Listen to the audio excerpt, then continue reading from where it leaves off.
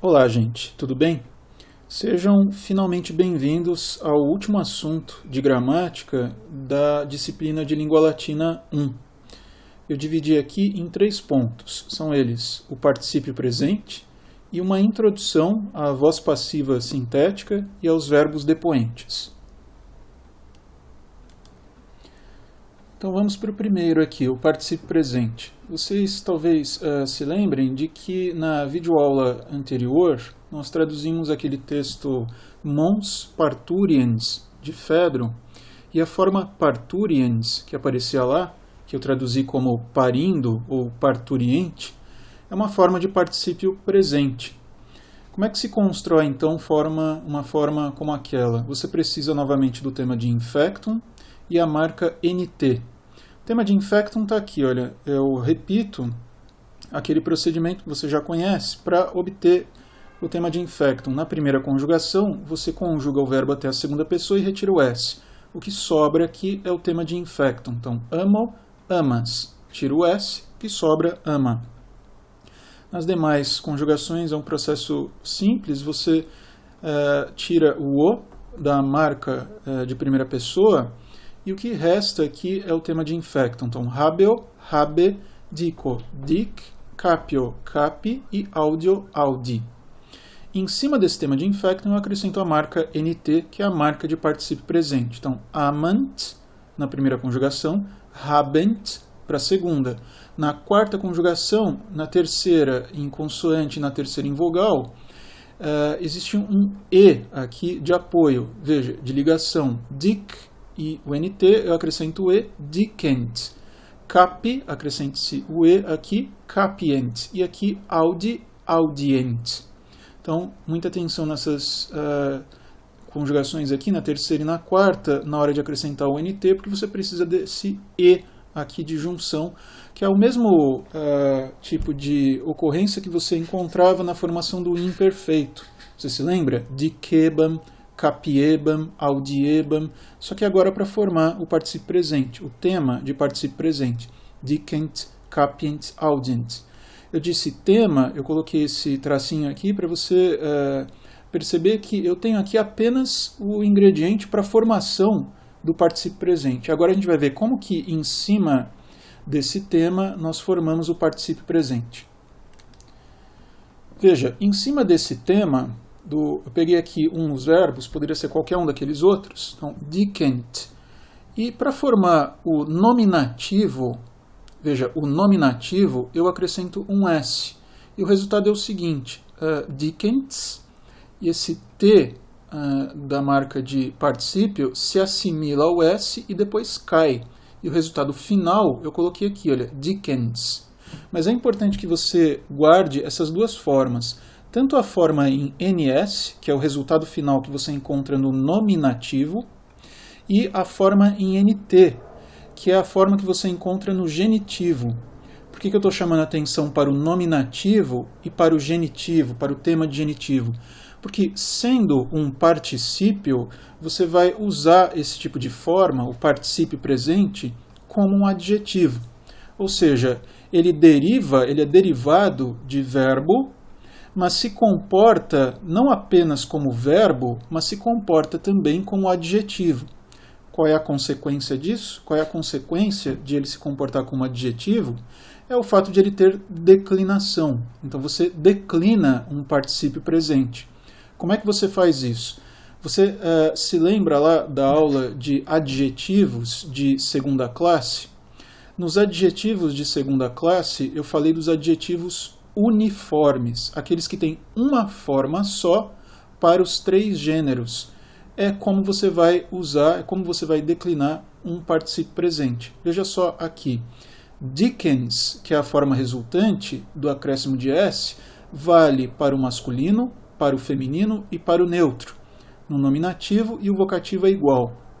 Então a forma Dickens vale para masculino, feminino e neutro. E no neutro, ainda por cima, é igual, né, no acusativo. Já a partir do acusativo masculino e feminino, aparece o tema em NT, que nós construímos na lousa anterior, com as terminações de terceira declinação. Veja, acusativo dicentem, genitivo de quentes, dativo de quente, e ablativo pode ser terminado em E ou em I, eu já explico daqui a pouco a diferença, de quente ou de quenti. No plural, você tem as formas terminadas em es, para masculino e feminino, de quentes, de quentes, de quentes, e as formas terminadas em ia, para o neutro, de quentia, de quentia, de quentia. Dê uma olhada lá, novamente, na videoaula, em que eu explico para você como que se faz um adjetivo de segunda classe, ou melhor, como que se declina um adjetivo de segunda classe uniforme, ou seja, aquele que tem uma forma só para os três gêneros, e o que acontece com ele no neutro, ou seja, ele tem os três casos do neutro aqui em ia, e o genitivo plural em ium, então de quentium, de quentibus, de quentibus, para os três gêneros. Então está aqui a declinação completa em todos os casos, todos os números e todos os gêneros. Uma observação em relação ao ablativo é que o ablativo em E é usado quando o particípio tem um valor de verbo ou um valor substantivado. Por exemplo, fervente aqua, estando a água a ferver. Aqui o particípio fervente tem um valor mais pendente para o sentido verbal do que para o sentido adjetivo. Então aqui é uma forma de ablativo que mais tarde, numa outra ocasião, a gente vai estudar com mais detalhe, que é o ablativo absoluto. Por hora, guardem a forma. E aqui, quando terminado em I, esse particípio tem um valor pendente mais para o sentido de adjetivo. Então, fervente aqua, com a água, aqui é um ablativo de aqua, com a água fervente. Em português nós também temos essas formas aqui, olha, derivadas do particípio presente. É só você observar esse NT das formas em português. Por hora, eu gostaria que vocês guardassem como é que se declina, como é que se flexiona uma palavra dessa. Mais adiante nós vamos ver exemplos de uso. Essa natureza, às vezes adjetiva, às vezes verbal, é própria de um particípio, porque o particípio partilha do valor verbal e partilha do valor adjetivo, ou seja, é uma forma que é parte verbo, parte adjetivo, por isso ela se chama particípio. Vamos dar uma olhada agora em alguns exemplos de uso. Vejam só, veres muliere nitens in litore stabat. Veres é um nome próprio, veres, estava de pé, estava firme, estava de pé na praia, no litoral, nitens. Nitens é um particípio presente, concordando aqui com o sujeito veres. Como é que a gente traduz? De maneira geral, você pode traduzir por um gerúndio no português, ou por alguma oração que indique uma circunstância concomitante. Por exemplo, Verres estava no litoral apoiado ou apoiando-se numa mulher. Aqui é ablativo, complemento do nitens. Apoiando-se numa mulher. Olha esse outro exemplo. Illis rogantibus praedo respondit se nauis fugientes vidice. O pirata, Praedo, o pirata respondeu para aquelas pessoas jogantibus que estavam perguntando. É do verbo jogo, jogare. Aqui, no dativo, complemento de respondit. Então, para aquelas pessoas que estavam perguntando, o pirata respondeu que ele tinha visto navios fugindo. Aqui eu tenho outro particípio, eu não marquei, eu não coloquei em destaque, mas ele também é um particípio acompanhando nauis, os navios, as embarcações. Aqui no acusativo plural, concordando com nauis, e aqui no dativo plural, concordando com ilhas. Não se preocupe se você não entendeu a sintaxe aqui dessa oração com o verbo vidice, que é uma construção que ainda será estudada mais adiante. Por hora, eu gostaria que vocês dessem uma olhada aqui nessa forma e na maneira como eu estou traduzindo. Então, o pirata respondeu para aqueles que perguntavam. Aqui eu coloquei Verres apoiando-se, ou que se apoiava numa mulher, ou aqui, para aqueles que perguntavam. Por fim, nesse outro exemplo, veja, nautis cibo egentibus, Cleomenes nihil fecit. Cleómenes nada fez, nautis cibo egentibus, estando os marinheiros necessitados de alimento. Egentibus é um particípio presente aqui no ablativo, acompanhando o nautis, e é uma construção de ablativo chamada ablativo absoluto, que será estudada em outra ocasião, mas aqui eu tenho um particípio presente acompanhando o nautis, e no caso desse verbo ele se constrói com o ablativo. O ablativo é aqui, ó, cibo. Então ele tem uma função verbal por se construir com um complemento, né, precisando de alimento, mas ao mesmo tempo ele tem uma função adjetiva por ser um adjetivo de nautis. Então, ao mesmo tempo que ele é um adjetivo de nautis, ele também é um verbo que tem seu próprio complemento, cibo. Traduzindo de novo, estando os marinheiros a precisarem ou precisando de alimento, Cleómenes nada fez. Eu coloquei alguns outros exemplos aqui de particípios usados, já não mais de maneira puramente adjetiva, porque nesses exemplos aqui de cima, os particípios são adjetivos de algum nome. Por exemplo, nitens acompanha verges, rogantibus acompanha ilis e egentibus acompanha nautis. Aqui embaixo os particípios aparecem sozinhos, ou seja, eles estão substantivados. Então como é que a gente traduz? Veja, iacet corpus dormientes, ut, aqui é ut, vou corrigir rapidamente, ut mortui. O corpo dormientes, genitivo de um particípio presente, do verbo dorme ou dormire.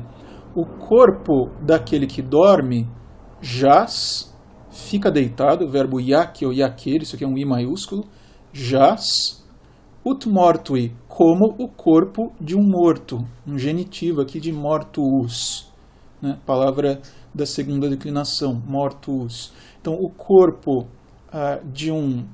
literalmente de um dormente, jaz como, subentende-se, o corpo de um morto. Outro exemplo, nullus agenti dies longus est. Nullus dies, nenhum dia, est longus, é longo, agenti, aqui é o dativo de um verbo, de um particípio presente do verbo ago agere, que é agir, é fazer. Então, para aquele que age, é um dativo. Para aquele que age, nullus dies, nenhum dia é longo. Penúltimo exemplo, nil difficile amanti. Aqui subentende-se o verbo ser. Então, nil, nada, uma outra forma de nihil, aqui é nil, nada, subentende-se est, nada é, difficile, nada é difícil. Essa terminação em e é a de neutro, né, de um adjetivo de segunda classe, difficilis, difficile, nada é difícil, amante, para aquele que ama. Para o que ama. Então é o dativo de amans, amantes, né, de um particípio presente do verbo amo, amare. E finalmente, haec dicentes latus hasta transfixit. Claro que a frase está fora de contexto, mas aqui você pode traduzir assim, alguém transfixou, atravessou com uma lança, aqui é um ablativo de instrumento, areoá longo, transfixou com uma lança, latus, é uma palavra da terceira declinação, neutra, por isso essa forma pode ser objeto de transfixit. Então, alguém transfixou com uma lança o lado, o flanco, né, o corpo, né, o flanco, haec dicentes, daquele que dizia, ou daquele que diz, aqui você pode traduzir por dizia, daquele que dizia, haec, estas coisas. Então eu tenho haec, um plural neutro, objeto de dicentes. E dicentes é um particípio presente no genitivo, que se prende a latus. Então é o corpo daquele que diz estas coisas. Alguém transfixou com uma lança o corpo daquele que dizia estas coisas. Muito bem, os próximos temas eu vou falar apenas de maneira introdutória, então por hora não se preocupe muito com os outros tempos, além daqueles dos quais eu vou falar aqui, porque eles serão reexaminados mais tarde. Então, de maneira introdutória, eu começo a falar da chamada voz passiva, né? Você pode chamar simplesmente de voz passiva. Sintética é apenas uma maneira de lembrar a você que no latim a gente constrói, no caso dos temas de infectum, a voz passiva de maneira sintética, ou seja, nós precisamos apenas mudar desinências no verbo. Então, olha só, eu peguei aqui dois tempos, o presente do indicativo e o imperfeito do indicativo. O tema de infectum, da primeira conjugação, peguei um verbo só, ama, né? Aquela forma de obter você já conhece, e aqui também um ama. E, novamente, para que você se lembre, veja, uma desinência modo temporal de presente é o morfema zero, ou de imperfeito do indicativo é o ba. Como é que a gente fazia o imperfeito do indicativo, o presente do indicativo na primeira conjugação? Amo, na primeira pessoa, daí amas, amat, amamos, amates, amant. Ou seja, tema de infecto, desinência modo temporal zero e desinências número pessoais ativas. O, no caso do presente, st, mus, tis, nt. No caso do imperfeito indicativo, o processo é o mesmo, você só troca aqui o ba, né, coloca o ba como desinência modo temporal, e mst, mus, tis, nt, para fazer a voz ativa. Pois bem, para fazer a voz passiva, você vai seguir exatamente o mesmo processo, só que ao colocar as desinências número pessoais, você vai usar desinências número pessoais passivas. Então, em vez de usar um o no presente do indicativo, você vai usar or. Esse r aqui, que aparece de maneira pura aqui embaixo, esse r é a desinência número pessoal passiva. Você vai fazer r, ris, tur, mur, mini, untur. São estas as desinências número pessoais passivas que você vai usar para construir qualquer voz passiva. Aqui eu estou aplicando ao presente do indicativo e ao imperfeito do indicativo. Então, como é que você forma esse tempo? Exatamente da mesma maneira que você fez para fazer a voz ativa, só que em vez de usar estas desinências ativas, você usa as desinências passivas. É o que eu vou mostrar para vocês na próxima lousa. Veja só, presente do indicativo, voz ativa. Vocês conhecem bem. Amo, amas, amat, amamos, amates, amant.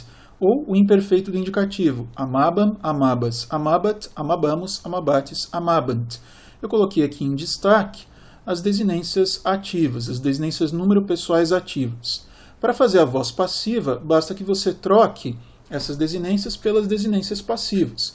No caso da primeira pessoa, o o é mantido, e você só acrescenta o R em cima do O. Então fica amor. De resto, as desinências são essas que estão em verde aqui, olha. R, ris, tur, mur, mini, untur. Para qualquer tempo. Veja só, amor, qualquer tempo do infectum. Amor, amaris, amatur. Amamur, amamini, amantur. Como é que você traduz? Como você faz uma voz passiva no português. Se amo, amas, amant, você traduz por eu amo, tu amas, ele ama. Na voz passiva, sou amado, és amado, é amado. No feminino também, sou amada, és amada, é amado e assim por diante. No imperfeito do indicativo, amabam, amabas, amabat, você troca mst por r, ris, tur. Então, amabar, amabares, amabatur. Da mesma forma as seguintes, amabamur, amabamini, amabantur. Como é que você traduz? Se você traduz amabam, amabas, amabat por eu amava, tu amavas, ele, ela amava, na passiva você vai fazer eu era amado, eu era amada, tu eras amado e assim por diante. Muito bem, como é que se faz então agora a voz passiva do infinitivo? Porque o infinitivo você também pode colocar na voz passiva. Como é que você fazia na voz ativa? Eu repeti aqui, veja, era a marca RE, acrescentada sobre o tema de infectum. Na primeira conjugação, ama mais RE, amare. Na segunda, habe mais RE, habere. Lembrando que esse E é longo. Na terceira em consoante, na terceira em vogal, além de acrescentar o RE, você acrescenta um E breve sobre o tema consonantal e substitui o I breve da terceira em vogal, né, por um E breve. Então fica capere. Então, dicere, dizer, e capere, capturar. Na quarta, você acrescenta o RE normalmente sobre o tema. Audire. Então, amar, ter, dizer, capturar, ouvir. Mas como é que se diz em latim ser amado, ser tido, ser dito, ser capturado, ser ouvido? Ou seja, como é que se diz o infinitivo na voz passiva? Em vez de usar o RE, você usa o RI. Então, amari, ser amado. Haberi, ser tido. Aqui na quarta, audire, ser ouvido. Quando chega na terceira em consoante e na terceira em vogal, você acrescenta um simples I ao tema consonântico, dic, ou um I ao tema da terceira em vogal sem a vogal desse tema, capi. Certo? Então, olha só, dic, ser dito, e capi, ser capturado. Bom, eu acrescento aqui alguns exemplos de uso da voz passiva e como é que você coloca o chamado agente da passiva, né? Aquele que pratica a ação do verbo colocado na voz passiva. Olha esse exemplo. Discípulos laudatus, o discípulo é louvado, é elogiado, a magistro, pelo mestre, pelo professor. Então você já viu que para fazer o agente da passiva eu coloco no ablativo e uso a preposição a. Aqui, olha, filha culpatur a matre. A filha é culpada, é incriminada pela mãe. A, mais ablativo. O que est é uma forma de voz passiva ainda não estudada. Por isso eu disse que era uma introdução ao assunto da voz passiva. Esses dois exemplos aqui, laudatur, culpatur, já foram estudados. Este último ainda não, mas eu adianto a vocês, é uma voz passiva do pretérito perfeito. Foi morto, ab hoste, foi morto pelo inimigo. Então, ab, aqui mais ablativo. Então, pode ser a ou ab. Ab, normalmente é diante de vogal ou H, e a diante de consoante. Olha esses dois exemplos aqui que eu escrevi de maneiras um pouco diferentes para comparar. Haec oppida ab excubitoribus tenebantus. Estas muralhas, ou estas cidades, eram mantidas, eram contidas, mantidas, né, protegidas, você pode traduzir, uma voz passiva de teneo, ab excubitoribus. A palavra é excubitor, excubitores, aqui está no ablativo plural, são os sentinelas, né, os guardas, os vigias. Então, estas muralhas eram protegidas pelos vigias. Aqui eu usei normalmente o ab mais ablativo. O que ocorre é que, às vezes, é possível você encontrar sem o ab, mas com uma pequena diferença. Veja, haec oppida excubitoribus tenebantus. Estas muralhas eram protegidas, eram defendidas por meio de sentinelas, por meio de vigias. Aqui eu traduzi pelos vigias e aqui eu traduzi por meio de vigias. Por quê? Porque quando aparece a preposição a, o que se entende é que nós temos um agente, nós temos um ablativo que indica o agente, aquele que pratica a ação. Quando eu tenho simples ablativo, então o que se entende é que eu tenho um ablativo de instrumento, mesmo que se trate de uma pessoa. Então são pessoas, são guardas, são vigias, usados como instrumento para a proteção. Estas muralhas eram protegidas por meio de vigias.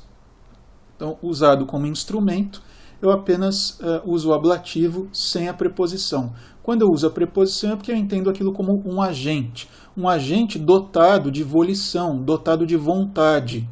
E aqui, ainda que ele seja, obviamente, dotado de vontades, por ser animado, eu não chamo a atenção para esse fato. Aqui eu chamo a atenção apenas para o fato de que ele está sendo usado como instrumento da ação.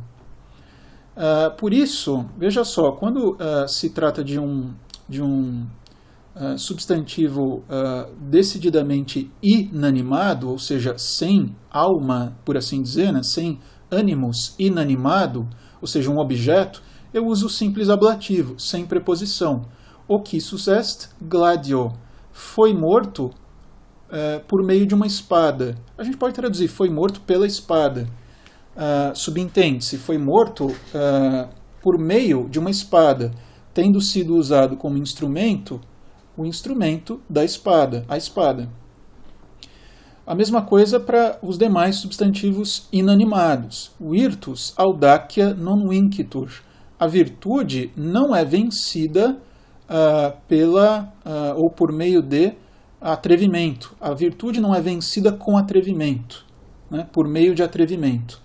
Só que acontece o seguinte, muitas vezes, por mais que o substantivo seja inanimado, é possível que você encontre o uso da preposição ab, como aqui no caso, na circunstância em que o autor entenda esse substantivo inanimado de maneira pessoalizada ou de maneira animada. Ou seja, é possível personificar, de certo modo, o substantivo inanimado por meio do uso do ab. Porque o uso do ab nos indica que nós temos um agente, ou seja, existe aqui uma espécie de vontade ou de volição. Veja, virtus ab audacia non vincitur. A virtude não é vencida pela audácia. Eu estou traduzindo assim, pela audácia, e não simplesmente por meio de audácia, para distinguir uma forma da outra. Muito bem, eu passo então ao último ponto aqui da nossa aula, que são os verbos depoentes, também vistos de uma maneira introdutória. Uma observação preliminar é a respeito da própria palavra depoente. Existe no latim o verbo depono, perfeito depossui, ele tem também a forma depositum, que é de supino, e o infinitivo deponere, que significa pôr de lado, abandonar, largar. Bom, diante desse sentido, a palavra depoente, esse NT aqui já sugere para você que é uma forma de particípio presente. Os verbos depoentes são os verbos que abandonam ou que abandonaram algumas formas. Bom, olhando para esse quadro aqui, eu pergunto a vocês, que formas é possível dizer que um verbo depoente abandonou, por assim dizer? Dê uma olhada, eu coloquei um verbo não depoente aqui, um verbo normal, digamos assim, o verbo amo, amo, amas, amat, amamos, amatis, amant. E coloquei a tradução dele aqui, a voz ativa e a voz passiva que nós acabamos de ver nessa mesma videoaula. Então, amor, amares, amatur, amamur, amamini, amantur. E a tradução aqui. Sou amado, és amado e assim por diante. Embaixo eu coloquei um verbo depoente, um verbo novo aqui, ó, miror. Você vai ver que ele se conjuga exatamente do mesmo jeito que uma voz passiva. Veja só, miror, mirares, miratur, miramur, miramini, mirantur. Só que na hora de traduzir, olha só como ele se traduz. O verbo significa admirar. Eu traduzo admiro, admiras, admira, admiramos, admirais, admiram. Ou seja, o verbo tem toda a forma que você já encontrou na voz passiva, porém, na hora de traduzir, você vai considerar uma tradução em voz ativa. Então, olha desse lado aqui.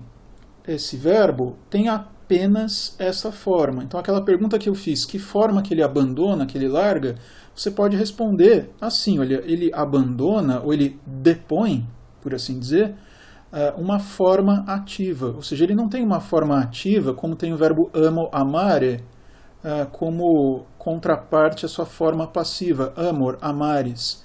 O verbo mirror tem apenas esta forma aqui.